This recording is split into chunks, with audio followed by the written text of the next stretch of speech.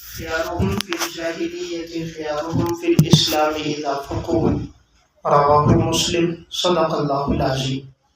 میرے انتہائی واجب الاحترام قابل صد احترام علماء کرام اور عزیز طلبہ ساتھی، میں نہایت ممنون اور مشکور ہوں کہ مجھے سے طالب علم کو یہ شرف بخشا کہ میں اپنی چند گزارشات آپ حضرات کے سامنے عرض کروں۔ ایک دلی خواہش تھی کہ ادارے میں حاضری ہو اور یہاں کا نظم و نسق، یہاں کی تربیت، یہاں کی تعلیم اور یہاں کا جو انفرادیت ہے عقائد میں، اسے دیکھنے کا موقع ملے۔ یہاں آ کر بڑی خوشی ہوئی۔ دعا گو ہوں اللہ تعالیٰ اس ادارے کو دن دگنی رات چگنی ترقیاں نصیب فرمائے اور ادارے کی جملہ ضروریات رب العالمین اپنے خزانہ غیب سے پورا فرمائے۔ عزیز طلبہ، میں 5 گزارشات آپ کے سامنے عرض کروں گا۔ اگر یہ 5 باتیں میری اور آپ کی زندگی میں ہوں، امید ہے کہ انشاءاللہ ہم جس مقصد کے لیے آئے ہیں وہ مقصد حاصل ہوگا۔ کیونکہ میرے مخاطب اکثر طلبہ کرام ہیں تو میں انہی کی رعایت رکھ کر یہ 5 باتیں عرض کرتا ہوں۔ سب سے پہلی گزارش تو ہے کہ آپ طلبہ کرام علم کو محنت کے ساتھ حاصل کریں۔ آپ کی زندگی میں جتنی محنت ہوگی، مستقبل میں اللہ تعالیٰ آپ سے دین کا بہت بڑا کام دے گا۔ آپ علم کو اس طرح پختگی کے ساتھ اور رسوخ کے ساتھ حاصل کریں جیسے ہمارے اکابر نے اور سلف نے علم کو حاصل کیا۔ انہوں نے کس طرح علم حاصل کیا؟ امام بخاری رحمۃ اللہ علیہ متوفہ 256 ہجری کی کتاب صحیح البخاری، اس میں کتاب العلم کے تحت انہوں نے باب باندھا ہے، باب الخروج فی طلب العلم۔ اس کے تحت امام بخاری رحمۃ اللہ علیہ نے ایک ذیلی عنوان قائم کیا، باب رحل جابر بن عبداللہ الی عبداللہ بن انیس فی حدیث واحد، کہ حضرت جابر بن عبداللہ رضی اللہ تعالیٰ عنہ نے عبداللہ بن انیس رضی اللہ تعالیٰ عنہ کی طرف سفر کیا، ایک حدیث کے لیے 1 مہینے کا سفر طے کیا۔ امام بخاری رحمۃ اللہ علیہ تو اس روایت کو صحیح بخاری میں نہیں لائے، روایت حسن درجے کی ہے، تو انہوں نے اس روایت کو اپنی دوسری کتاب الادب المفرد میں نقل کیا۔ تو وہ حضرت جابر بن عبداللہ رضی اللہ تعالیٰ عنہ نے سفر کیا اور ایک حدیث کے لیے 1 مہینے کا سفر طے کیا۔ عزیز طلبہ، یہ علم محنت سے آتا ہے۔ جتنی محنت ہوگی اللہ تعالیٰ مستقبل میں آپ تمام ساتھیوں کو عزتیں عطا فرمائے گا۔ امام بخاری رحمۃ اللہ علیہ متوفہ 256 ہجری، اللہ نے آج ایک مقام عطا فرمایا۔ انہوں نے علم کس طرح حاصل کیا؟ خطیب بغدادی رحمہ اللہ متوفہ 463 ہجری کی کتاب تاریخ بغداد، امام بخاری کے ترجمے میں ہے، فرمایا جس وقت میں آدم بن ابی ایاس رحمۃ اللہ علیہ کے پاس پڑھتا تھا تو میرے پاس کھانے کے لیے کچھ نہیں ہوتا تھا، اور میں جب آتا نہر کے کنارے تو میں گھاس توڑ لیتا اور میں اس گھاس کو پانی سے دھو لیتا اور پھر میں وہ گھاس کھا لیتا۔ تو امام بخاری رحمۃ اللہ علیہ نے اس طرح بھی ایام گزارے۔ آج اگر اللہ نے انہیں امیر المومنین فی الحدیث بنایا، آج ان کی کتاب اصح الکتب بعد کتاب اللہ بنی، تو اس کے پیچھے امام بخاری رحمۃ اللہ علیہ کی قربانیاں ہیں۔ تو جتنی قربانی دیں گے اللہ تعالیٰ مستقبل میں اتنی عزت آپ حضرات کو عطا فرمائیں گے۔ علامہ شمس الدین ذہبی رحمہ اللہ متوفہ 748 ہجری کی کتاب تذکرۃ الحفاظ، اس میں انہوں نے محمد بن عبد الواحد اصبہانی رحمۃ اللہ علیہ متوفہ 516 ہجری کے حالات میں لکھا کہ انہوں نے علم حدیث کے لیے 120 شہروں کا سفر طے کیا۔ بعض شہروں کے نام امام ذہبی نے تذکرہ میں اور بعض کے نام سیر میں ذکر کیے ہیں، جن میں کرمان ہے، جرجان ہے، نیساپور ہے، سمرقند ہے، بیت المقدس ہے، عراق ہے، رملہ ہے، فلسطین ہے، کوفہ ہے، بغداد ہے، مکہ ہے، مدینہ ہے۔ یہ نام پڑھتے پڑھتے میں سوچنے لگا، آج 120 شہروں کے نام پڑھ کر ہم تھک گئے اور یہ مرد قلندر 120 شہروں کا سفر کر کے بھی نہیں تھکا۔ اللہ۔ تو عزیز طلبہ، اللہ نے ان لوگوں کو جو عزتیں عطا فرمائی، حضرات محدثین کو، ان لوگوں کی زندگیوں میں قربانیاں بہت تھیں۔ آج یہ جو فن اسماء الرجال ہم تک پہنچا ہے، اس میں 2 علماء کی بڑی قربانیاں ہیں۔ ایک امام ابو زرع رازی رحمۃ اللہ علیہ متوفہ 264 ہجری، دوسرے امام ابو حاتم رازی رحمۃ اللہ علیہ متوفہ 277 ہجری۔ ان دونوں علماء نے ایک شہر میں، ایک قریے میں، بستی میں جا کر ہر راوی کے بارے میں معلومات جمع کی۔ ہر راوی کا نام و نسب، ان کی کنیت، لقب، ان کے اساتذہ، تلامذہ، اہل علم کی ان کے بارے میں آرا، ان کی سن ولادت، سن وفات، ان کی زندگی کے زہد و تقوی اور اخلاص الالہیت کے واقعات، یہ ساری معلومات ان دو علماء نے زیادہ تر جمع کی۔ اس دوران ان پر کیسے حالات ہے تو امام ابو حاتم رازی کے بیٹے ہیں عبدالرحمن بن ابی حاتم رازی، متوفی 327 ہجری۔ ان کی کتاب الجرح والتعدیل حیدرآباد دکن سے 9 جلدوں میں طبع ہے۔ اس میں زیادہ تر معلومات وہ ہیں جو انہوں نے اپنے والد سے نقل کی ہیں۔ تو انہوں نے مقدمے میں اپنے والد کی تفصیلی حالات لکھے۔ تو عبدالرحمن بن ابی حاتم لکھتے ہیں کہ میرے والد ابو حاتم رازی فرمانے لگے، جب میں علم حدیث کے سفر میں گھر سے نکلا تھا 213 ہجری تھی، اور جب میں گھر واپس آیا تو 221 ہجری ہے، یعنی 8 سال تک ابو حاتم رازی رحمہ اللہ گھر نہیں لوٹے، اور اس دوران انہوں نے 1000 فرسخ پیدل سفر کیا ہے۔ ایک فرسخ آج کے دور میں 3 میل بنتا ہے، 1000 فرسخ موجودہ دور میں 3000 میل بنتے ہیں، یعنی 8 سال کے عرصے میں 3000 میل کا پیدل سفر انہوں نے طے کیا۔ اس دوران ان پر حالات کیسے آئے؟ اب یہ جو سفر طے تھا، ایسا نہیں کہ ان کے پاس دراہم، دینار، پیسہ اور خرچہ وافر مقدار میں ہو، سواریاں ہوں، بلکہ زیادہ تر سفر انہوں نے پیدل کیا ہے۔ فرمایا ایک سفر میں یہ اور ابو زرع رازی رحمۃ اللہ علیہ تھے، پیدل سفر جاری تھا، ان کے پاس کھانے کے لیے کچھ نہیں تھا، پانی کا گھونٹ پیتے تھے اور یہ آگے چلتے تھے، ایک ایک راوی کے بارے میں حالات جمع کرتے تھے۔ فرمایا ایک دن گزر گیا، ہم نے کچھ نہ کھایا، دوسرا دن آ گیا، ہم نے کچھ نہ کھایا۔ تو ایک جملہ ہے ان کا، قد مضى يومان ما طعمت فيهما شيئا، 2 دن گزر گئے تھے اور میں نے کچھ نہیں کھایا۔ جب تیسرا دن ہو گیا تو بھوک کی وجہ سے غشی طاری ہوئی، یہ بے ہوش ہو کے گر گئے، ابو زرع رازی بھی بے ہوش ہو گئے۔ ایک قافلہ وہاں سے گزرا، انہوں نے سمجھا کہ شاید ان کا انتقال ہو گیا، اور یہ حلیے سے علماء لگتے ہیں اور ان کی تجہیز و تکفین نہیں ہوئی، ایسا کرتے ہیں انہیں غسل دے کر ان کی تجہیز و تکفین کر لیتے ہیں۔ ابو حاتم رازی کو اٹھا کے لایا گیا تو ان کی نبض حرکت نہیں کر رہی تھی، ایسا لگ رہا تھا کہ شاید انتقال ہو چکا ہے۔ تو جیسے ہی ان پہ پانی ڈالا غسل دینے کے لیے، ان کو ہوش آ گیا۔ تو کسی نے کہا مردہ زندہ ہو گیا، ابو حاتم مسکرا گئے، فرمایا بھئی مردہ نہیں ہوں، بھوک کی وجہ سے غشی طاری، اور میرے ساتھ میرے 2 ساتھی اور بھی ہیں۔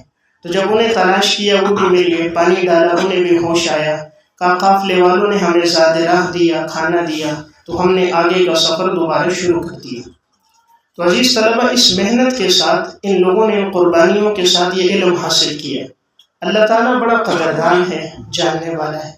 اللہ کے قرآن میں 2 صفتیں ایک ساتھ آتی ہیں عموماً، وَكَانَ اللَّهُ شَاكِرًا عَلِيمًا، اللہ قدردان ہے، ہمارے قول کو، فعل کو، عمل کو، ارادوں کو، نیتوں کو، محنت کو اللہ جانتا ہے، اور اللہ تعالیٰ اسی پر فیصلے فرماتا ہے۔ جب انہوں نے محنتیں کی، اللہ نے ایسی عزت عطا فرمائی ان دونوں محدثین کو۔ امام ذہبی رحمہ اللہ تذکرۃ الحفاظ میں، امام ابو داؤد طیالسی رحمۃ اللہ متوفی 204 ہجری، ان کے حالات میں لکھا انہوں نے دعوت کی، سارے محدثین جمع تھے، ابو حاتم بھی تھے۔ ابو حاتم دروازے کی چوکھٹ پر آئے، کہا مجھے کوئی ایک ایسی غریب حدیث سنائے جو مجھے پہلے سے معلوم نہ ہو تو میں اسے 1 درہم انعام میں دوں گا۔ غریب حدیث وہ جو ایک سند کے ساتھ مروی ہو۔ تو اتنے سارے محدثین میں کوئی حدیث نہ سنا سکا، کوئی حدیث شروع سے پڑھتا یہ آخر سے پڑھ لیتے، کوئی آخر سے پڑھتا یہ شروع سے پڑھ لیتے، کوئی سند پڑھتا یہ متن پڑھ لیتے، کوئی متن پڑھتا یہ سند سنا لیتے۔ پورے مجمع میں کوئی ایک آدمی ایسا نہیں تھا جو ابو حاتم کو وہ روایت سنا لے جو ابو حاتم کو پہلے سے معلوم نہ ہو۔ عزیز طلبہ، اس چیز کا نام علم ہے۔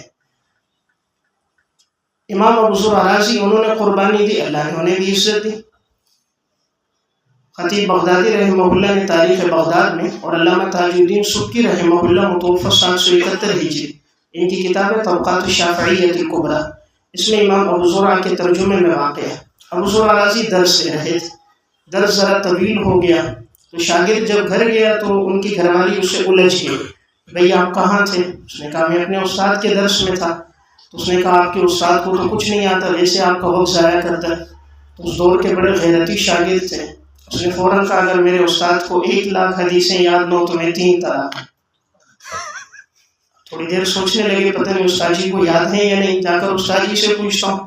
ابو زرع رازی کے پاس آئے، حضرت میں نے یہ جملہ کہا ہے تو میری گھر والی کو طلاق ہوگی یا نہیں ہوگی؟ ابو زرع رازی رحمہ اللہ مسکرا گئے، فرمایا بیٹا 1,00,000 حدیثیں مجھے اس طرح یاد ہے جیسے تمہیں سورہ اخلاص یاد ہے۔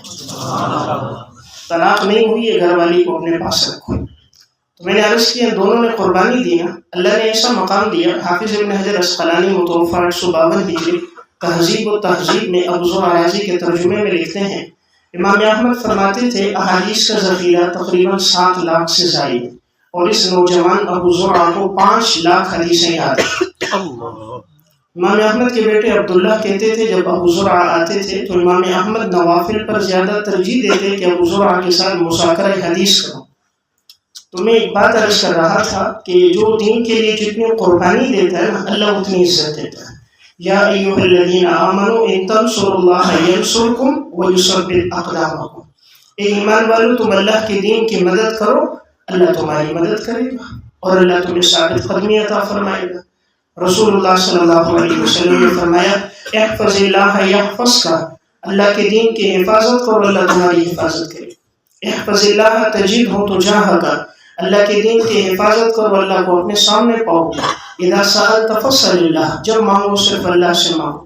اذا استعنت فاستعن باللہ، جب مدد طلب کرو صرف اللہ سے مدد طلب کرو۔ تو میری پہلی گزارش تھی علم کو محنت کے ساتھ حاصل کریں، جتنی محنت ہوگی اللہ تعالیٰ مستقبل میں آپ ساتھیوں کو اللہ عزتیں عطا فرمائے گا۔ دوسری میری گزارش ہے عزیز طلبہ، اپنی زندگی کا نظام الاوقات بنائیں، اپنی زندگی کا نظام الاوقات بنائیں، اپنے ایک لمحے کو ضائع نہ کریں۔ آپ کو یہ جو طالب علمی کا دور ہے آپ کے بننے کا زمانہ ہے، اس میں جتنے آپ اپنے وقت کی قدر و قیمت کا لحاظ رکھیں گے اللہ مستقبل میں آپ کو عزتیں عطا فرمائے گا۔ آپ وقت کی قدر کریں، آنے والے زمانے کے لوگ آپ کی قدر کریں گے۔ ہم جو کہتے ہیں لوگ علماء کی قدر نہیں کرتے، ہم صحیح معنی میں عالم نہیں ہیں۔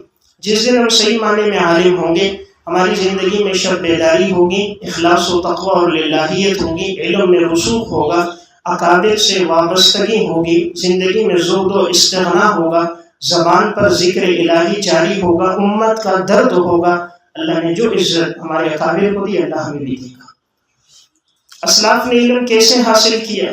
یہ لوگ اپنا وقت اپنی ضرورتوں میں بھی نہیں لگاتے تھے، مقصد میں لگاتے تھے۔ کھانا پینا سونا انسان کی ضرورت ہے، شریعت کی اجازت ہے انسان کھائے پیے سوئے، لیکن ان لوگوں کا مقصد تھا کہ یہ دین زندگی میں آ جائے اور یہ حدیث کا ذخیرہ آنے والی امت تک پہنچ جائے۔ تو اس کے لیے لوگ قربانیاں دیتے تھے، اپنے کھانے پینے کو، آرام کو، سہولیات کو ترک کر کے انہوں نے قربانیاں دے کر حدیث کا ذخیرہ ہم تک پہنچایا۔ امام ذہبی رحمہ اللہ سیر اعلام النبلاء میں امام عبید بن یعیش رحمۃ اللہ علیہ متوفی 229 ہجری کے حالات میں لکھا، یہ فرماتے اقمت 30 سنة ما اکلت بیدی وکانت اختی تلقمنی وانا اکتب، میری زندگی کے 30 سال گزر گئے، میں نے اپنے ہاتھ سے کھانا نہیں کھایا، میری ہمشیرہ لقمہ بنا بنا کے میرے منہ میں ڈال دیتی اور میں اس دوران بھی لکھتا ہوں۔ زندگی کے 30 سال گزر گئے، میں نے اپنے ہاتھ سے کھانا نہیں کھایا اور میری ہمشیرہ لقمہ بنا کے میرے منہ میں ڈال دیتی اور میں لکھتا ہوں۔ جب ہمشیرہ بیمار ہوتی کسی کام میں مشغول ہوتی یا اپنا کھانا ترک کر دیتے کہ کھانا کھانے میں وقت لگے گا، قضاء حاجت میں وقت لگے گا، غنودگی سستی کاہلی ہوگی، کیوں نہ میرے یہ وقت علم دین کی خدمت میں پڑھنے پڑھانے میں لگ جائے۔ اللہ نے بھی عزت عطا فرمائی، 3 لاکھ حدیثوں کا حافظ بنایا، حدیث کا اللہ نے راوی بنایا، بخاری مسلم کے یہ راوی ہیں، اللہ نے ان سے دین کا بڑا کام لیا۔ تو میں دوسری گزارش عرض کر رہا تھا زندگی کا نظام الاوقات طے ہو جائے، ہمارا کوئی لمحہ ضائع نہ ہو۔ اکابر کو پڑھیں، ہمارے اکابر کی حالت تو یہ تھی، یہ راہ چلتے بھی مطالعہ کرتے تھے، یہ چاہتے تھے گھر سے مسجد تک، مسجد سے مدرسے تک، ضرورت کے لیے بازار جانا ہے تو یہ وقت بھی ضائع نہ ہو۔ خطیب بغدادی رحمہ اللہ کے حالات میں امام ذہبی نے تذکرہ میں لکھا ہے کان الخطیب یمشی وفی یدی جزء یطالع، خطیب راستے میں چلتے ہوئے جاتے تھے اور کوئی نہ کوئی کتاب ان کے ہاتھ میں ہوتی اور مطالعہ کرتے۔ جب انہوں نے اپنے وقت کا لحاظ رکھا، وقت کی قدر و قیمت تھی، اللہ نے خوب نوازا۔ حافظ نخبہ میں لکھتے ہیں شاید حدیث کی کوئی نوع ایسی ہو کہ جس پر خطیب نے نہ لکھا ہو۔ آج ان کی تاریخ بغداد ہے، الجامع لاخلاق راوی و آداب السامع ہے، الکفایہ فی علم الروایہ ہے، الرحلہ فی طلب الحدیث ہے، شرف اصحاب الحدیث ہے۔ تو ہر عنوان پہ لکھا، پیچھے وجہ کیا تھی؟ زندگی کا نظام الاوقات۔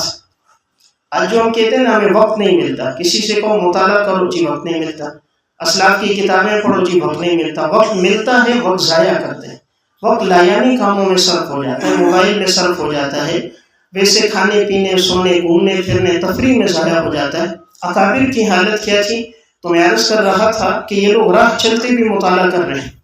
علم عروج کے بانی ہیں امام خلیل بن احمد رحمۃ اللہ علیہ، متوفی 170 ہجری۔ ان کا واقعہ علامہ ابن خلکان رحمۃ اللہ علیہ نے وفیات الاعیان و انباء ابناء الزمان میں لکھا۔ یہ مسجد آ رہے تھے، ہاتھ میں کتاب تھی، مطالعہ کرتے ہوئے آ رہے تھے کہ میرا یہ وقت بھی ضائع نہ ہو۔ مطالعہ کرتے کرتے آ رہے تھے، سامنے ایک ستون تھا، انہیں یاد نہ رہا کہ مسجد میں ستون ہے، ان کی ساری توجہ کتاب پر تھی، مطالعے پر تھی، تو تیزی میں جو آئے تو یہ ٹکرا گئے، جیسے ستون سے ٹکرا گئے نیچے گرے بے ہوش ہو گئے، گھر لایا گیا، 2 دن گزرے ان کا انتقال ہو گیا۔ یعنی دنیا سے کس حال میں جا رہے ہیں کہ راہ چلتے بھی مطالعہ، اور ہم اگر درسگاہ میں بیٹھ کر مطالعہ نہ کریں، تکرار کے لیے بیٹھ کر اگر مطالعہ نہ کریں تو یہ ہمارا نقصان ہے۔ تو عزیز طلبہ میں ایک بات عرض کر رہا تھا، اپنے وقت کی قدر و قیمت۔ اسلاف میں جنہوں نے بڑے کام کیے، جن کے علم کا فیض دنیا میں پھیلا، ان کی زندگی کا ایک نظم طے تھا، اوقات کی پابندی تھی۔ علامہ ابن رجب حنبلی رحمہ اللہ، متوفی 795 ہجری کی کتاب ذیل طبقات الحنابلہ، اس میں انہوں نے امام ابن عقیل حنبلی رحمہ اللہ، متوفی 513 ہجری، ان کے حالات میں واقعہ لکھا۔ فرمایا انہوں نے دنیا کی سب سے بڑی کتاب لکھی الفنون، فرمایا 800 مجلد، 800 جلدوں پر یہ کتاب مشتمل ہے، 800 جلدوں۔ اس کتاب کی باقی جلدیں تاتاریوں کے دور میں ضائع ہو گئیں، لیکن اس کی 2 جلدیں آج بھی موجود ہیں۔ شیخ عبد الفتاح ابو غدہ رحمۃ اللہ علیہ، متوفی 1417 ہجری، قیمت الزمن عند العلماء میں لکھتے ہیں، جب میں دارالمشرق بیروت پہنچا، میں نے دیکھا اس کتاب کی 2 جلدیں ڈاکٹر عبد الجارج مقدسی کی تحقیق کے ساتھ طبع ہے۔ اب اتنا بڑا کام یہ کیسے کر کے گئے؟ لکڑی کے قلم سے، دیے کی روشنی میں، چٹائیوں پر بیٹھ کر، کاغذ پر، گتوں پر، ہڈیوں پر، یہ لوگ وہ کام کر کے چلے گئے جو میں اور آپ ایئر کنڈیشن کمرہ ہو، نامناسب گدے اور قالینیں ہوں، بجلی کی سہولت موجود ہو، کھانا پینا وافر مقدار میں موجود ہو، ہم زندگی لگا کر ان کی لکھی ہوئی کتابوں کا مطالعہ نہیں کر سکتے، لکھنا تو دور کی بات ہے۔ اب انہوں نے اپنے اوقات کی حفاظت کیسے کی؟ اللہ نے ان سے اتنا بڑا کام لیا۔ شاگرد ان سے پوچھتا ہے تو یہ آگے سے جواب دیتے ہیں کہ بیٹا کہ میری عمر 80 سال سے زائد ہے، اور جو علم کا شوق 20 سال کی عمر میں تھا، 80 سال سے زائد عمر ہوگی، شوق میں اضافہ ہوا ہے، کمی نہیں ہوئی۔ دوسری بات فرماتے تھے میں ستو لیتا ہوں، پانی میں گھول کے پی لیتا ہوں، کہ میں نے دیکھا کھانا کھانے میں وقت لگے گا، سستی کاہلی غنودگی ہوگی، میں نے چاہا یہ کام اللہ کے دین کی خدمت میں یہ وقت لگ جائے، تو یہ دوسرے تیسرے دن چند لقمے کھاتے تھے، باقی ستو پانی میں گھول کے پی لیتے۔ اللہ نے ان لوگوں کو روحانیت پہ زندہ رکھا تھا، ذکر و اذکار پر، تلاوت پر ان کی بقا تھی۔ میں اور آپ کھانا کھاتے ہیں، پھل فروٹ ہے، سبزیاں، یہ مخلوق ہے، مخلوق کو کھا کے کوئی سیر ہو جائے تو کوئی خالق کے نام کے ذکر کر کے سیر نہیں ہو سکتا؟ اللہ، فرشتے بھی تو کچھ کھاتے پیتے نہیں ہیں، اللہ نے ان کو تلاوت پہ باقی رکھا۔ خود رسول اللہ صلی اللہ علیہ وسلم سومے وصال رکھ رہے ہیں، صحابہ نے عرض کیا، فرمایا نہیں، اللہ مجھے کھلاتا پلاتا ہے، روحانی طور پہ تم نہ رکھو۔ تو میں عرض کر رہا ہوں اللہ کا معاملہ بندے کے ساتھ گمان کے مطابق ہوتا ہے، انا عند ظن عبدی بی، حدیث قدسی ہے۔ تو انہوں نے اپنے وقت کی حفاظت کی خاطر یوں کیا، اللہ نے اتنا بڑا کام لیا۔ ابن رجب ان کے حالات میں لکھتے قال ابن عقیل لا یضیع ساعة من عمرہ، ابن عقیل نے زندگی کا ایک لمحہ ضائع نہیں کیا، ایک لمحہ۔ تو یہ جتنے اسلاف ہمارے گزرے ان سے جو اللہ نے دین کا بڑا کام لیا، ان کی زندگی میں وقت کی قدردانی تھی، زندگی کا نظام الاوقات تھا۔ آپ ماضی قریب میں دیکھیں، حکیم الامت مولانا اشرف علی تھانوی رحمہ اللہ، متوفی 1362 ہجری، معاصر حکیم الامت میں وقت کی قدر و قیمت کے تحت واقع ہے۔ حضرت تھانوی رحمہ اللہ کے پاس استاذ محترم حضرت شیخ الہند رحمہ اللہ، حضرت تھانوی کے استاذ ہیں، حضرت شیخ الہند رحمہ اللہ، متوفی 1339 ہجری، حضرت تھانوی رحمہ اللہ کے ہاں آئے تو انہوں نے جلدی سے اپنے استاد جی کی خدمت کی۔ پھر فرمایا استاد جی اجازت ہو، اس وقت میرا تھوڑا لکھنے کا معمول ہے۔ فرمایا ٹھیک ہے جاؤ، گئے تھوڑا سا لکھا، جلدی واپس آ گئے۔ فرمایا بہت جلدی آ گئے، فرمایا حضرت میں نے چاہا کہ ناغہ نہ ہو تاکہ برکت ختم نہ ہو جائے، اس لیے میں نے ناغہ نہیں کیا۔ تو وقت کی قدر و قیمت تھی، اللہ تعالیٰ نے حضرت سے بہت بڑا کام لیا۔ حال میں آپ دیکھیں شیخ الاسلام حضرت مولانا مفتی محمد تقی عثمانی صاحب دامت برکاتہم اللہ تعالیٰ نے حضرت شیخ سے بہت بڑا کام لیا. آسان ترجمہ آپ پڑھتے ہیں، لکھا ہوتا ہے کہیں حضرت ایئرپورٹ پہ لکھ رہے ہیں، کہیں جہاز میں لکھ رہے ہیں، سفر میں لکھ رہے ہیں، حضر میں لکھ رہے ہیں، ہر وقت حضرت کا قلم چل رہا ہے. اللہ تعالیٰ نے حضرت سے بہت بڑا کام لیا. اتنا کام لیا ہے کہ اگر جماعت بن جائے وہ کام نہیں کر سکتی جو ایک فرد نے کام کیا. تو پیچھے وجہ کیا ہے؟ نظام الاوقات، وقت کی قدر و قیمت. تو میری پہلی گزارش تھی عزیز طلبہ علم کو محنت سے حاصل کریں. دوسری گزارش تھی نظام الاوقات بنائیں. تیسری گزارش ہے اپنی زندگی میں کثرت مطالعہ لے کر آئیں. کثرت مطالعہ، انسان جو عالم بنتا ہے وہ کثرت مطالعے سے بنتا ہے. درس نظامی سے استعداد بنتی ہے. درس نظامی سے عالم نہیں بنتا، عالم بننے کی استعداد پیدا ہو گئی. اب آپ اس لائبریری میں آؤ گے اور اس میں آ کر آپ مطالعہ کرو گے تفسیر کا، حدیث کا، رجال کا، فقہ کا، تو اب آپ کے علوم میں اضافہ ہوگا. انسان جاہل پیدا ہوا ہے. واللہ اخرجکم من بطون امہاتکم لا تعلمون شیئا. شیئا نکرہ تحت النفی. وما اوتیتم من العلم الا قلیلا. قلیل میں تنوین برائے تقلیل ہے. انسان کے پاس علم نہیں ہے، علم اللہ کی ذات کے پاس ہے. اب یہ علم آئے گا مطالعے سے. ہمارے اسلاف نے مطالعہ کیا اور زیادہ تر طالب علمی کے دور میں کیا. اب بعض طلبہ یہ سمجھتے ہیں ہم بعد میں مطالعہ کریں گے فراغت کے بعد. عموماً اتنا وقت نہیں ملتا، مصروفیت، مشغولیت، معاشی حالات ایسے بن جاتے ہیں کہ انسان کو عموماً وقت نہیں ملتا. تو یہ آپ کے بننے کا زمانہ ہے کہ آپ کے پاس کتابیں موجود ہیں، وقت موجود ہے، استعداد ہے، صلاحیت ہے، جوانی ہے. اس وقت جو مطالعہ کریں گے یہ یاد رہے گا. اور ہمارے اکابر نے زیادہ تر مطالعہ طالب علمی کے دور میں کیے. علامہ ابن جوزی رحمہ اللہ متوفہ 597 ہجری کی کتاب صید الخاطر، یہ ان کی آبیتی ہے. اس میں فرماتے انی طالعت 20,000 مجلدۃ فی طلب العلم، کہ میں نے طالب علمی کے زمانے میں 20,000 جلدوں کا مطالعہ کیا. 20,000. اب یہ بات ہمیں سمجھ نہیں آئی، ہم کہیں گے شاید مبالغہ ہے. مبالغہ نہیں ہے، اصل بات ہے لذات الافکار خیر من لذات الابکار. اللہ نے فکر و مطالعے میں وہ لذت رکھی ہے جو باقی لڑکیوں میں بھی اللہ نے لذت نہیں رکھی. اگر یہ مطالعے کی لذت نصیب ہو جائے پھر چلتے پھرتے اٹھتے بیٹھتے مطالعہ ہی ہوتا ہے. شیخ عبد الفتاح بغداد رحمۃ اللہ علیہ کتاب العلماء العزاب الذین آثروا العلم علی الزواج، 35 ان جید علماء کا تذکرہ کیا ہے کہ جنہوں نے علم کی خاطر شادیاں بھی نہیں کی.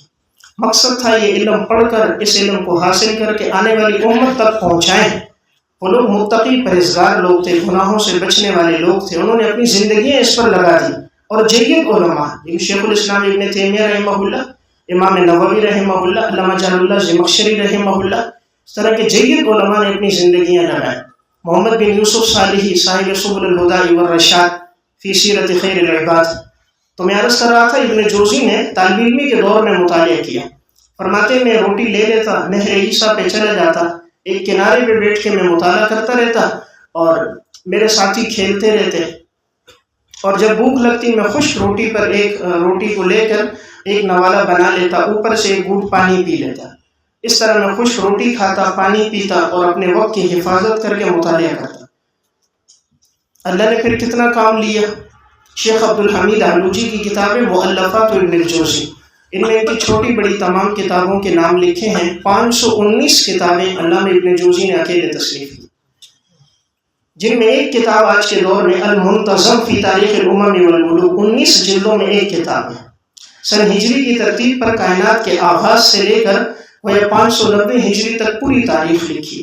الموضوعات ان کی 4 جلدوں میں، زاد المسیر فی علم تفسیر 7 جلدوں میں، العلم المتناہی فی الاحادیث الواہیہ معلول روایات پر 2 جلدوں میں، اصلاحی عنوانات پہ تلبیس ابلیس، کتاب الازکیہ، ضم الہوا، بحر الدموع، شاید کوئی عنوان ہو ابن جوزی سے چھوٹا. تو یہ لوگ اتنا کام کر کے کیوں گئے؟ وسعت مطالعہ تھا تو متنوع علوم پر اور عنوانات پر ان لوگوں نے قلم اٹھایا. مطالعہ وسیع ہوگا، آپ کی تقریر بھی اچھی ہوگی، آپ کی تحریر بھی اچھی ہوگی، آپ کی تدریس بھی اچھی ہوگی، تصنیف بھی اچھی ہوگی. سب کے شروع میں تا ہے، سب کا تعلق کثرت مطالعے سے. ماضی قریب میں آپ دیکھیں امام العصر علامہ انور شاہ کشمیری رحمۃ اللہ علیہ متوفہ 1352 ہجری، علم کی دنیا میں شاہ صاحب کا ایک مقام ہے. آج بھی بخاری اور ترمذی کا درس ہو، شاہ صاحب کی ابحاث تحقیقات کا تذکرہ نہ کیا جائے درس مکمل نہیں ہوتا. تو پیچھے وجہ کیا ہے؟ شاہ صاحب کا مطالعہ کتنا ہے. نفحۃ العنبر میں علامہ یوسف بنوری رحمہ اللہ لکھتے ہیں کہ شاہ صاحب یومیہ 200 صفحات کا مطالعہ کرتے تھے. 200 صفحات کا یومیہ. درس کے دوران ایک دفعہ فتح القدیر ابن حمام کی زبانی عبارت پڑھی. حضرت نے بعد میں پوچھا ہو سکتا ہے کہ شاید شاہ صاحب نے رات کو مطالعہ کیا ہو. فرمایا حضرت ماشاءاللہ پوری عبارت زبانی سنائی، بحث زبانی پڑھی، رات کو مطالعہ تھا. شاہ صاحب مسکرا گئے. فرمایا یہ 26 سال پہلے ڈھابیل کیا تھا اور مجھے وہاں ٹھہرنا پڑا. اس دوران میں نے یہ بحث مطالعہ کی تھی تو آج ضرورت پیش آئی تو ادنا مناسبت سے میں نے عرض کی. عزیز طلبہ یہ علم ہے، العلم فی الصدور لا فی السطور. علم وہ نہیں جو کتابوں میں، علم وہ جو میرے اور آپ کے سینے میں ہے. کتابوں میں تو پہلے سے موجود ہے. مولانا انظر شاہ کشمیری صاحب کی کتاب ہے نقش دوام، اس میں عنوان ہے علمی انہمار. حضرت شاہ صاحب نماز کے لیے آ رہے تھے، راستے میں مولانا فخر الحسن صاحب رحمۃ اللہ علیہ فتح الباری پڑھ رہے تھے حافظ کی. حضرت شاہ صاحب سے مطالعہ دوران ملاقات ہوئی تو حضرت شاہ صاحب نے پوچھا بھائی کیا پڑھتے ہو؟ کہا جی فتح الباری پڑھ رہا ہوں. حضرت شاہ صاحب کے درس میں ہوتے تھے بخاری کے، تو فرمایا بھائی کتنا پڑھتے ہو؟ تو انہوں نے بطور فخر کے کہا استاد 20 صفحے 25 صفحے بھی پڑھتا ہوں. شاہ صاحب مسکرا گئے. فرمایا میں نے طالب علمی کے دور میں فتح الباری کی 14 جلدوں کا 20 دنوں میں مطالعہ کیا اور دوبارہ مراجعت کی ضرورت پیش نہیں آئی. میرے کسی حوالے کی مراجعت کرو گے تفاوت بہت کم پاؤ گے. تو 14 جلدیں مقدمہ ہے، فہرست ہے، 20 دنوں میں طالب علمی کے دور کا مطالعہ. تب اللہ نے حضرت شاہ صاحب کو نوازا اور اللہ نے حضرت شاہ صاحب سے بہت بڑا کام لیا. تو تیسری گزارش میری آپ طلبہ سے تھی، کوشش کریں کثرت مطالعہ زندگی میں لائیں. چوتھی گزارش میری ہے عزیز طلبہ علم کو تقوی کے ساتھ حاصل کریں.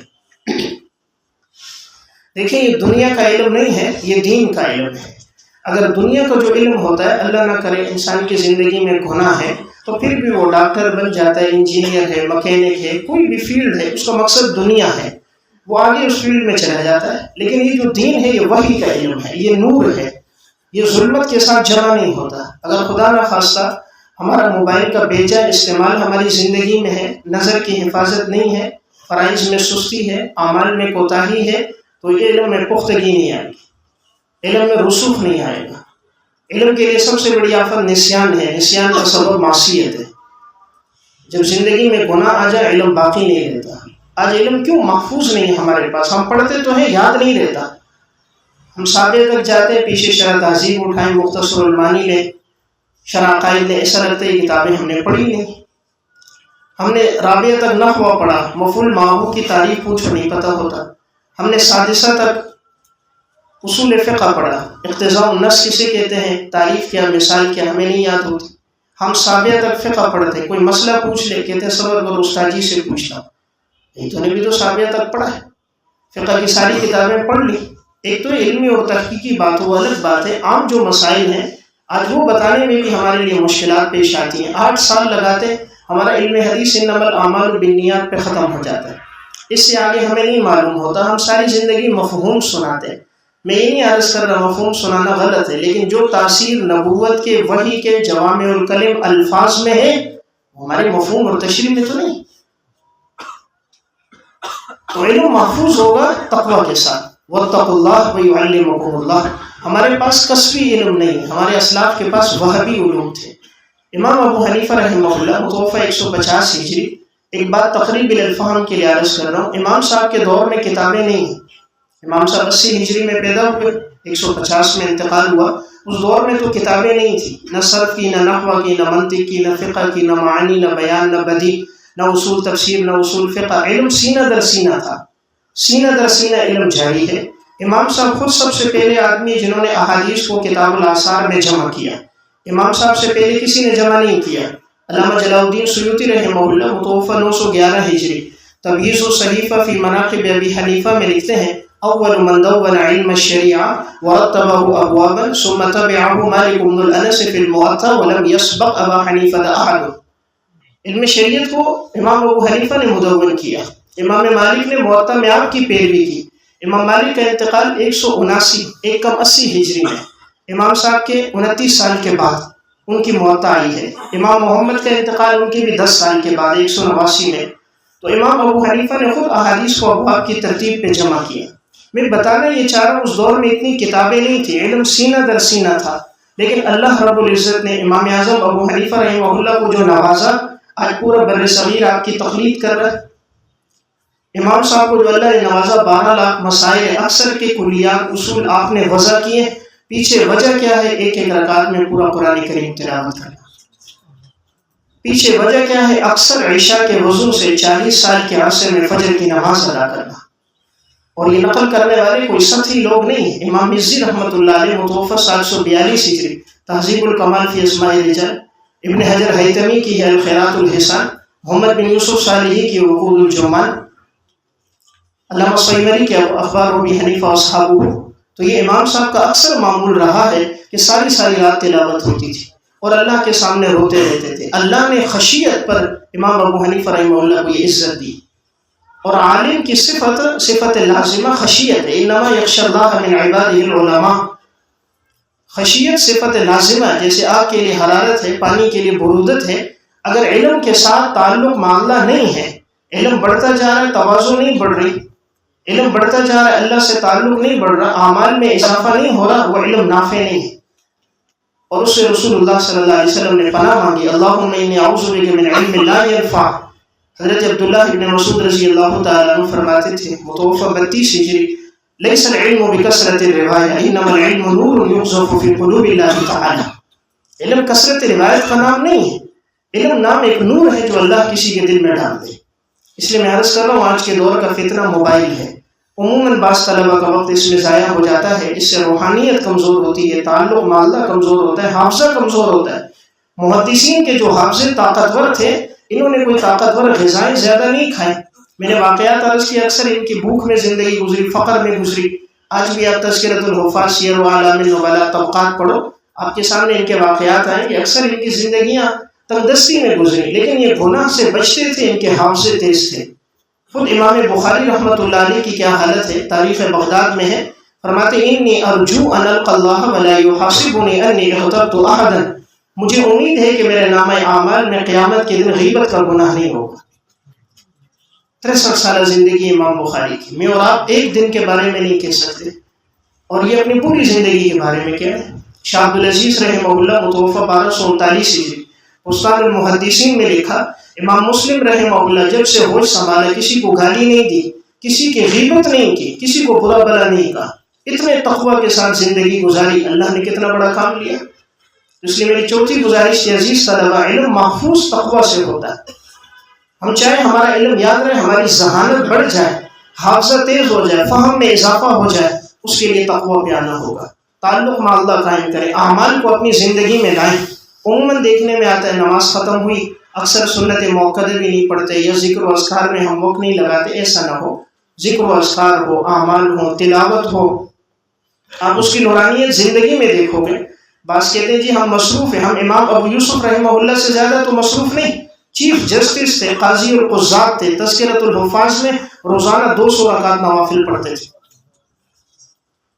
علم کا فیض امام ابو یوسف کا پھیلا ہے. اعمال تو دیکھیں. امام محمد رحمۃ اللہ علیہ، آج پورا فقہ حنفی امام محمد کے ذریعے ہم تک پہنچا. امام محمد کی حالت کیا تھی؟ علامہ تاج کبرزادہ نے مفتاح السعادہ و مصباح السیادہ میں لکھا، رات کے 3 حصے تھے. ایک حصے میں آرام کرتے، ایک حصے میں تصنیف کرتے، ایک حصہ پوری عبادت کرتے، تہجد پڑھتے، اللہ کے سامنے روتے رہتے. تب اللہ نے ان لوگوں کو نوازا تھا. خود امام اعظم ابو حنیفہ رحمہ اللہ کی حالت کیا ہے؟ یہ جتنے ہمارے اکابر تھے اللہ کے سامنے رونے والے تھے، ان میں خشیت بہت تھی. آج اگر آپ نے ان کے واقعات پڑھنے ہیں، امام ابن ابی دنیا متوفی 281 ہجری کے الرقۃ والبکاء، امام ابن قدامہ متوفی 620 کے الرقۃ والبکاء، علامہ ابن جوزی کی بحر الدموع، امام غزالی متوفی 505 کے احیاء علوم الدین میں کتاب المحاسبہ والمراقبہ. آپ پڑھیں، آپ کے سامنے آئے گا. اسلاف کی عزت ان کے تقوی پر تھی، ان کے تعلق مع اللہ پر تھی، اللہ کے سامنے رونا تھا. اس لیے اللہ نے ان لوگوں کو علوم عطا فرما دی، علوم کو کھول دیا. فقہائے اربعہ جن کے اقوال پڑھ کے ہم عالم بنتے، انہوں نے کیا پڑھا؟ انہوں نے قرآن پڑھا، حدیث پڑھی، تعلق مع اللہ قائم کیا. رب العالمین نے ان کو وہابی علوم عطا فرما دی. اس لیے میری ایک گزارش آپ طلبہ سے تھی، ہم سب سے گناہ سرزد ہوتے ہیں، کوئی معصوم نہیں ہے. ہماری کوشش و تقوی کے ساتھ علم حاصل کریں. امام مالک کا ایک جملہ دل کی تختی پہ لکھ لیں اور کوشش کریں ہم میں سے کوئی ساتھی اس کو بھلائے نہیں. ساری زندگی یہ جملہ آپ نے اپنے دل کی تختی پہ لکھنا ہے، جو انہوں نے امام شافعی رحمہ اللہ متوفی 204 ہجری سے کہا. اور یہ جملہ ابن قیم نے الداء والدواء میں لکھا، اور قدر مختلف الفاظ کے ساتھ امام بہقی نے مناقب الشافعی میں لکھا ہے، حافظ نے طوالی التاسیس بمعالی محمد بن ادریس میں بھی لکھا ہے۔ جس وقت امام شافعی امام مالک کے پاس آئے تھے تو یہ بچپن میں آئے، یتیم ہو گئے تھے، کاغذ قلم خریدنے کی سکت نہیں تھی، امام مالک کے درس میں تھے، تو یہ تنکا لے کے لکھ رہے تھے۔ امام مالک سمجھے کہ شاید ان کی توجہ نہیں ہے، تو بعد میں جب ان کو اپنے قریب بلایا تو امام مالک ان پر غصہ ہوئے، بیٹا تم توجہ نہیں کر رہے، کھیل رہے تھے۔ انہوں نے آگے سے کچھ نہیں کہا لیکن آنکھوں سے آنسو بہہ رہے تھے۔ امام مالک سمجھ گئے کوئی بات ہے کہ یہ بچہ رو رہا ہے، پوچھا بیٹا کیا بات ہے؟ فرمایا بچپن میں یتیم ہو گیا تھا، کاغذ قلم خریدنے کی سکت نہیں، لیکن آپ نے جتنی حدیثیں پڑھائی ہیں میں آپ کو سنا سکتا ہوں۔ تو جب امام مالک نے پوچھا، جتنی حدیثیں سنی تھی سند کے ساتھ سب زبانی سنا تھی۔ اس وقت امام مالک نے جب امام شافعی کی ذہانت دیکھی، ایک جملہ فرمایا، ایک جملہ قریب کیا اور فرمایا یا بنی انی اراک قد القی فی قلبک نورا فلا تطفئہ بظلمۃ المعصیہ، پیارے بیٹے اللہ نے آپ کے دل میں علم کا نور ڈالا ہے، اسے گناہوں کی ظلمت کے ساتھ بٹھانا نہیں۔ یا بنی انی اراک قد القی فی قلبک نورا فلا تطفئہ بظلمۃ المعصیہ، علم کے نور کو گناہوں کی ظلمت کے ساتھ نہیں مٹانا۔ امام شافعی پھر گناہ سے یوں بچتے جیسے کوئی زہر سے بچتا۔ اللہ کی نافرمانی زہر ہے، یہ تھوڑی بھی نقصان دیتی ہے، زیادہ بھی نقصان دیتی ہے۔ اللہ کی نافرمانی اژدہا ہے، چھوٹا بھی ڈستا ہے بڑا بھی ڈستا ہے۔ یہ انگارہ ہے، چھوٹا بھی نقصان دیتا ہے بڑا بھی نقصان دیتا ہے۔ زندگی بھر بچتے رہے، اللہ نے ایسی ذہانت دی۔ آج کوئی امام شافعی کی کتاب الرسالہ پڑھے، کتاب الام پڑھے، اس نتیجے میں کہ اللہ نے جو ذہانت، فطانت، اصول فقہ کی جو ابحاث، تفریعات، تشریعات امام شافعی نے بیان کی، شاہ صاحب فرماتے تھے اس کی نظیر نہیں ملتی۔ تو میری چوتھی گزارش ہے عزیز طلبہ، علم کو محفوظ کرنا ہے، تقوی کے ساتھ کریں۔ وقت مختصر ہے، پانچویں اور آخری بات عرض کر رہا ہوں، اپنی زندگی میں دعا اور تعلق مع اللہ لے کر آئیں۔ اپنی زندگی میں دعا، تعلق مع اللہ۔ ہمارے علم کا مقصد اللہ سے تعلق ہے، ہمارے علم کا مقصد والذین آمنوا اشد حبا للہ، اللہ کی محبت نصیب ہو جائے، رسول اللہ صلی اللہ علیہ وسلم کی محبت نصیب ہو، صحابہ کی محبت نصیب ہو، اعمال کا جذبہ ہو، یہ ہمارے علم کا مقصد ہے۔ اگر اس میں کہیں کمزوری آ رہی ہے، حافظہ کمزور ہے، سبق یاد نہیں ہو رہا، پڑھتے ہیں یاد نہیں رہتا، مایوس نہیں ہونا چاہیے، اللہ سے دعا کریں۔ اللہ نے دعا میں کیسی طاقت رکھی ہے، میں ایک واقعہ سنا کے بات ختم کرتا ہوں کہ دعا میں کیسی طاقت ہے۔ آج بھی انسان اللہ کے سامنے روئے، آنسو بہائے، اللہ کے پاس ہر چیز کے خزانے، فہم و فراست کے خزانے، حافظے کے خزانے، مال و دولت کے خزانے۔ آج کسی کے پاس 4-5 تولے سونا ہو، خوش ہوتا ہے، یہ اتنا پیسہ ہے۔ جس رب نے سونے اور چاندی کی کانوں کو پیدا کیا، جس رب نے یاقوت کو، زمرد کو پیدا کیا، جس اللہ نے پیٹرول اور تیل اور معدنیات کے خزائن کو پیدا کیا، اس رب کے خزانے میں کمی تو کوئی نہیں، انسان کے مانگنے میں کمی ہے۔ آج بھی اگر انسان اللہ کے سامنے روئے، آنسو بہائے، جو مانگے اللہ عطا فرماتا ہے۔ وَلِلَّهِ خَزَائِنُ السَّمَاوَاتِ وَالْأَرْضِ وَلَكِنَّ الْمُنَافِقِينَ لَا يَفْقَهُونَ، زمین اور آسمان کے خزانوں کا مالک تیرا اللہ ہے، لیکن منافق نہیں جانتا۔ حافظ ابن حجر اسقلانی متوفی 852 ہجری میں تہذیب و تہذیب میں امام یعقوب بن سفیان رحمۃ اللہ علیہ متوفی 277 ہجری کے حالات میں واقعہ لکھا۔ علم حدیث کے سفر میں نکلے، دن بھر حدیث کا علم حاصل کرتے، رات کو آتے اس کو محفوظ کرتے۔ تو میں نے عرض کیا اس دور میں دیے کی روشنی ہوتی تھی، بجلی کا انتظام تو تھا نہیں، اور ان کے پاس اتنے پیسے نہیں تھے کہ اپنے دیے میں تیل ڈال سکیں، دراہم دینار کچھ نہیں تھے، دیے میں تیل بہت کم تھا۔ اب یہ رات کو آ کر احادیث کو محفوظ کیا کرتے تھے، رات کو پہنچتے اور حدیثوں کو محفوظ کرتے۔ تو دیے میں تیل کم تھا، یہ آنکھوں پہ زور دے رہے تھے تاکہ مجھ سے کوئی جملہ چھوٹ نہ جائے، حدیث کا کوئی جملہ، کوئی لفظ مجھ سے چھوٹے نہیں۔ محدثین نے بڑی محتاط زندگی گزاری ہے، تو یہ ایک ایک جملہ لکھ رہے تھے۔ تو دیے کی روشنی کم تھی، تو آنکھوں پہ جیسے ہی زور پڑا تو اچانک پانی اتر آیا اور ان کی آنکھوں کی بینائی چلی گئی۔ امام یعقوب بن سفیان نابینا ہو گئے، اب مسجد میں اکیلے ہیں، گھر بار سے دور ہیں، مسافر ہیں، تنگ دستی بھی ہے۔ سوچنے لگے کہ اب میں کیسے پڑھوں گا، کس طرح سفر کروں گا، کس طرح علم حاصل کروں گا۔ تو لمحے لمحے میں بڑی محتاجی ہوگی، آنکھوں کی بینائی نہ ہو تو اسباب کی دنیا میں انسان بڑا محتاج پریشان ہوتا ہے۔ تو سوچنے لگے کیا کروں۔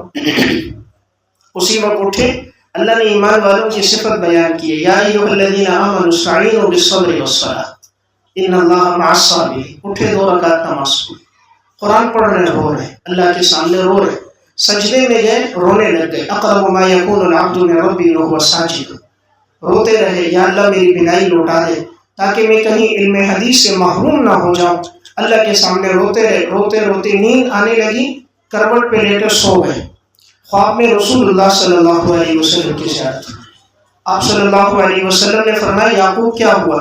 فرمایا یا رسول اللہ میری آنکھوں کی بینائی چلی گئی، میں حدیث لکھ رہا تھا اور دیے میں تیل کم تھا، آنکھوں پہ کوئی زور پڑا، پانی اتر آیا، مجھے نظر نہیں آ رہا، آپ دعا فرما دیجئے اللہ رب العزت میری بینائی کو لوٹا دے۔ رسول اللہ صلی اللہ علیہ وسلم کو جو خواب میں دیکھے، من رآنی فی المنام فقد رآنی فإن الشیطان لا یتمس بصورتی، حضور کو جو خواب میں دیکھے وہ تو حضور کو ہی دیکھتا ہے، شیطان تو حضور کی صورت اختیار نہیں کر سکتا۔ تو رسول اللہ صلی اللہ علیہ وسلم نے فرمایا قریب ہو جاؤ۔ امام یعقوب قریب ہو گئے، فرمایا آپ صلی اللہ علیہ وسلم نے میرے چہرے پر آنکھوں پہ ہاتھ پھیرا، فرمایا اللہ کے حکم سے آنکھ کھولو۔ کہتے ہیں جیسے میں نے آنکھ کھولی اللہ نے میری بینائی کو لوٹا دیا تھا۔ تو دعا میں کیسی طاقت ہے، اللہ کے سامنے آنسو بہانے میں کیسی طاقت ہے کہ رب العالمین نے خواب میں رسول اللہ صلی اللہ علیہ وسلم کی زیارت بھی کروا دی اور اللہ نے بینائی بھی لوٹا دی۔ ورنہ دنیا کا کوئی ڈاکٹر، کوئی طبیب، کوئی حکیم، کوئی میڈیسن، کوئی دوا ایسی نہیں ہے جو نابینا کو بینا کر سکے، لیکن آنسوؤں میں اللہ نے وہ طاقت رکھی ہے جو نابینا کو بھی بینائی دے دیتی۔ آسمان سے پانی اللہ برساتا ہے، زمین سے پانی اللہ نکالتا ہے، دریاؤں کا خالق، ندی نالوں کا خالق، آبشاروں کا خالق اللہ ہے، لیکن آنسوؤں کی دو قطروں کی بڑی لاج رکھتا ہے۔ جب یہ ندامت سے بہہ جائے اللہ ماضی کے گناہ معاف کرتا ہے، جو مانگے وہ اللہ عطا فرماتا ہے۔ اس لیے میری پانچویں گزارش تھی عزیز طلبہ، اللہ سے مانگنا ہو، دعا کا اہتمام ہو، رب العالمین سے مانگیں گے انشاءاللہ۔ کوئی کمزوری بھی ہے اللہ دور فرمائے گا، اللہ فہم و فراست حافظہ عطا فرمائے گا۔ اللہ تعالی ہم سب کو عمل کی توفیق عطا فرمائے۔ وآخر دعوانا الحمدللہ رب العالمین۔